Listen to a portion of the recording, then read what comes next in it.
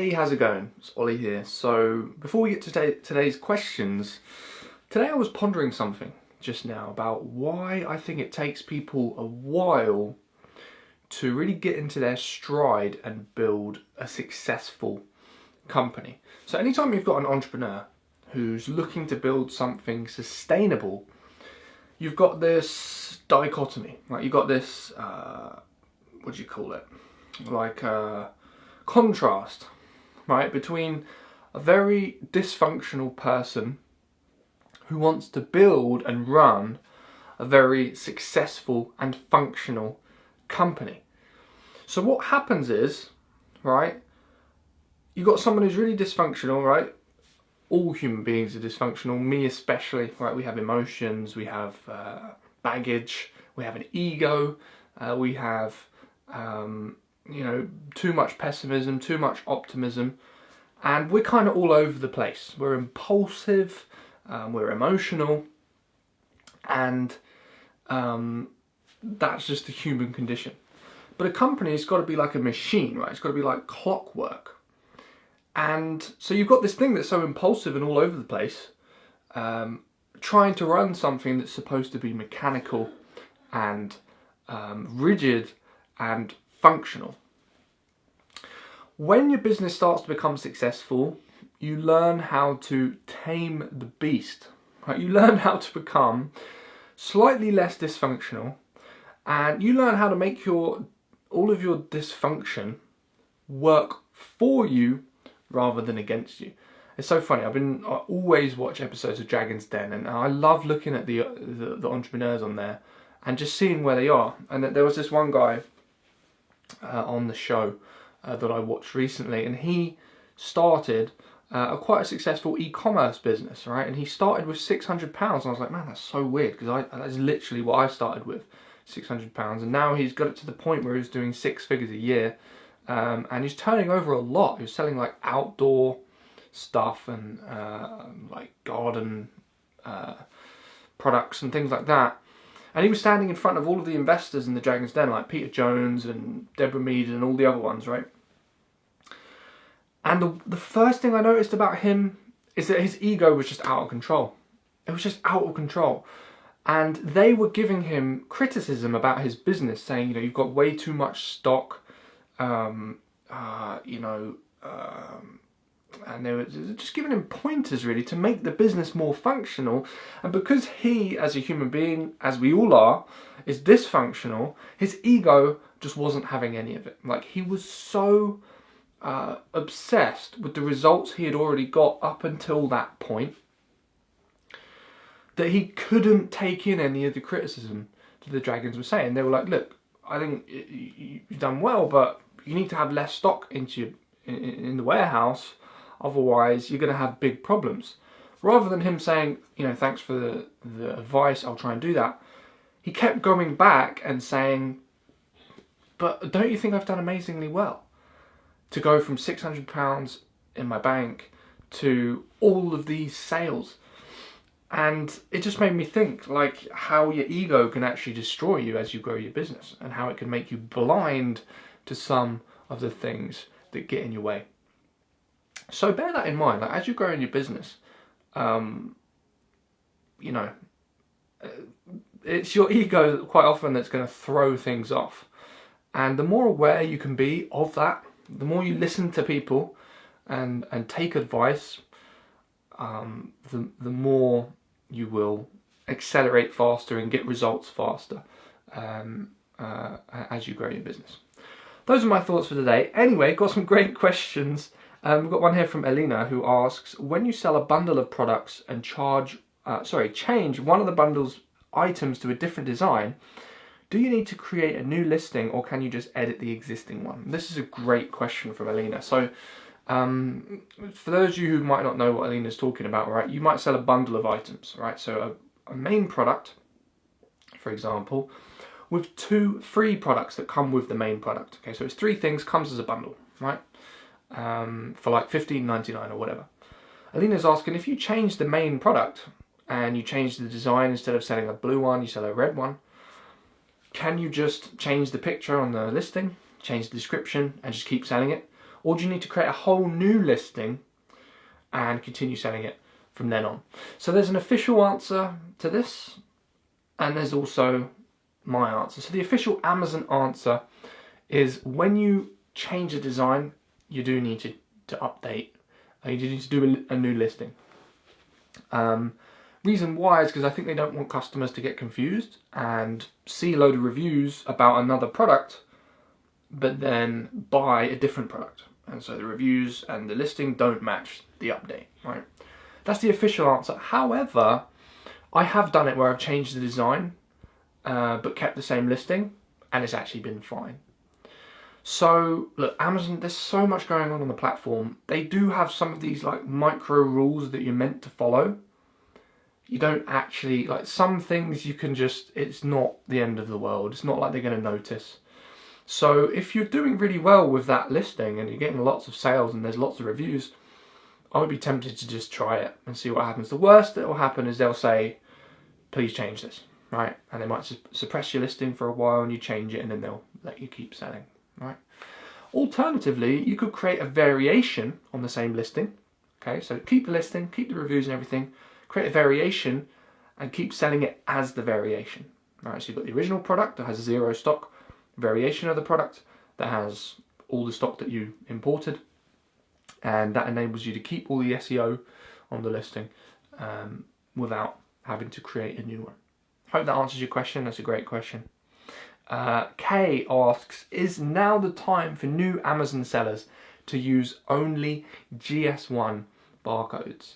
So this is a great question. So when you sell stuff on Amazon, you need to put barcodes on the products. Okay, so let's say you have a toothbrush that you sell, right? This toothbrush will have an EAN or a UPC code that's a product identifier, so Amazon know what the product is. All right, so anything with this code on it is that toothbrush. So you get 100 units in, they'll scan each unit and they'll know it's the toothbrush, right? Like when you buy things in a supermarket, everything has a barcode. So you can get these barcodes from anywhere. You can get them from eBay, you can get them in the websites that just sell you loads of them. Or you can go to the source and get official barcodes from GS1. And that's what you're meant to do, right? Because GS1 are the one who create and assign these barcodes. If you get it from anywhere else, then it's probably old barcodes that were assigned to other people. And, you know, you kind of, it's a grey area. You're not really supposed to do it. However, I've done it loads and it's never really posed much of an issue. My honest advice would be, if you want to play it safe, get GS1 barcodes. I mean, you can sign up. It doesn't cost that much. You can register your brand and they'll give you like 1,000 barcodes. And it's probably worth doing that just to play it safe moving forward. However, for sellers who have really got problems with capital, and if it's going to stop you from selling anything, then I would say it's not going to be the end of the world if you use a barcode from eBay or something. So yeah, if you want to play it safe, if you're selling private label products, GS1 is the way. Otherwise, eBay should be okay. So I've got a question from Matty Seller here. It's a convenient surname, right? Matty says, hello there, I've used your RA technique and bought several items to sell. Awesome, great work, Matt, that's really cool. Although they are generic items, leather dispatch bags, vest sets, etc., my question is, will I need to take photos as I can't see them on Amazon? So yeah, if you've bought some generic products and you want to list them on Amazon and nobody else is selling them, then you need to create your own listings for the products. So yes, that does mean you need to take photos or find photos from the manufacturers of these products. So if you bought them online, you can use the online photos. If you see someone else selling them, you can take other people's photos and it isn't usually a problem. Or you can take your own photos of them. And when it comes to creating the listing, the quality of that listing is going to determine how many sales you get.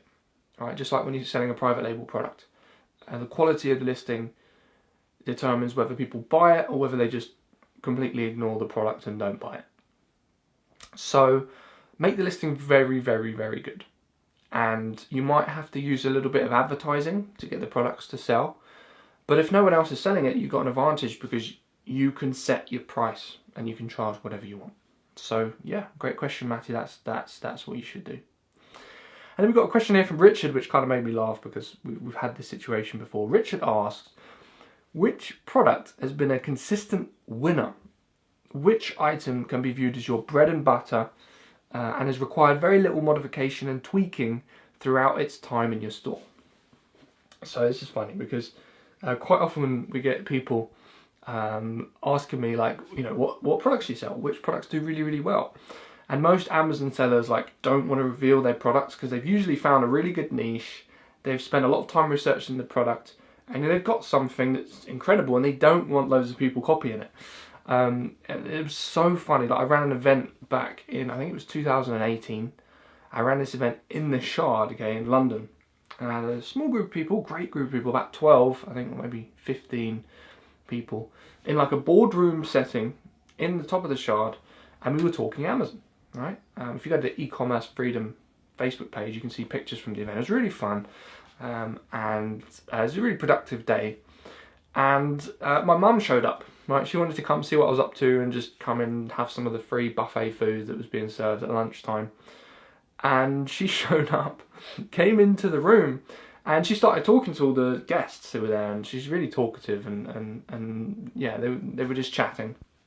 And at one point, I noticed that my mum was talking about my business, and obviously I'd got some of the products shipped to my parents' house, right, in the early days of my Amazon business, and then forwarded on to the warehouse. And also I'd obviously tell my mum about my business and stuff. And it got to the point where she started to tell some of the people at the event all the products I was selling. And I was like, Mum, could you please not reveal all of these products to my potential clients and people at the event? So that was really funny. But no, I can give you a hint, man. I can tell you the type of product. So one of my best products is a pillow. Okay, so obviously there's lots of different types of pillows. But it was some kind of pillow. And yeah, it was very low maintenance. You know, it just sells consistently. And I added a lot of value to the marketplace with this product. And that's why it was so successful, right? And you know, obviously that's just one example. But yeah, firstly, no one's going to tell you usually what products they sell.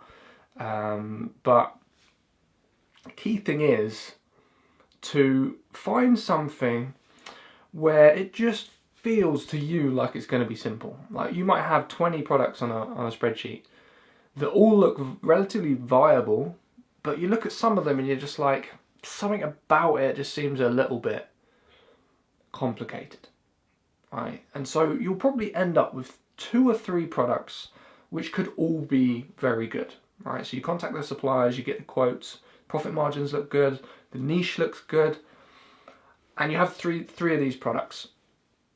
At that point, when you have 3 products that are equally good, go with your gut and pick the one that just feels like it's going to be the easiest. Usually when you go with your gut on these things, you're right. And that's how you find those products that just sell and don't cause you hassle. Other times, you don't know, right? You might think a product's going to be really easy and you import it and it turns out to be a nightmare.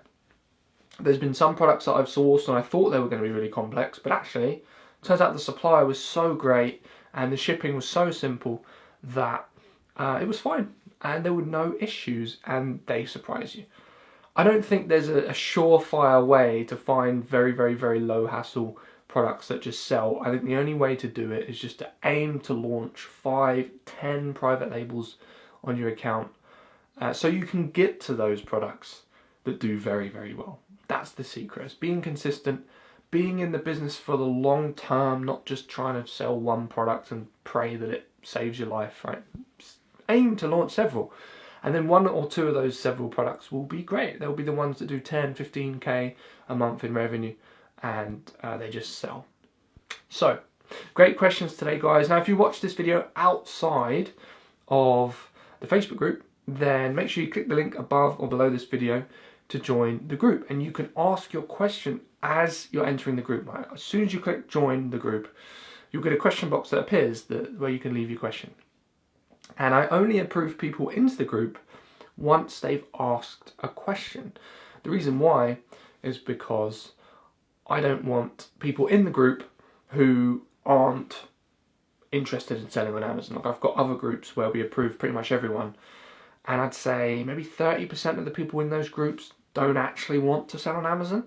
They just want to spam their services, or they want to try and do lead generation inside the group, or they're just bot accounts on Facebook. They're just fake accounts. So by asking a question, it just proves to me that you really want to be in the community, a part of the community, and it'll be really valuable to have you in the group. So click the link, join the group, ask a question, then I'll approve you inside the group and I'll answer it on one of these videos. Thanks so much for watching the video, and we'll speak very soon.